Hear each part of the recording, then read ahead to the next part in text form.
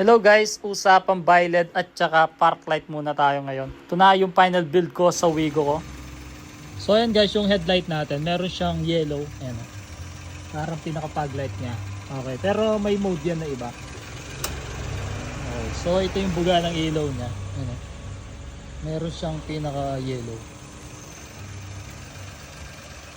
Yan, yung mode niya is may yellow pa rin kaso hindi na siya yung yellow na yellow. Medium na lang siya. Yan. So, ganyan naman yung buga niya. So, ayan yung super white. Okay. So, yung dalawang to, white naman talaga. Ito lang nag-iiba. Okay, para mag-iba yung pinakakulay ng ating headlight. Yan. So, ganyan siya. Yan yung tsura ng ating ilaw. So, naka-dual contact tayo na park light. Okay, kaya ganyan. Yan. So, pag pinatay yung hazard, puti na siya parehas. So, ito naman yung buga ng park light natin. Ayan, oh.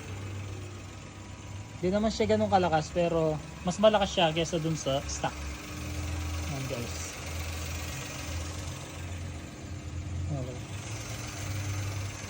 So, ayan, pogi, no?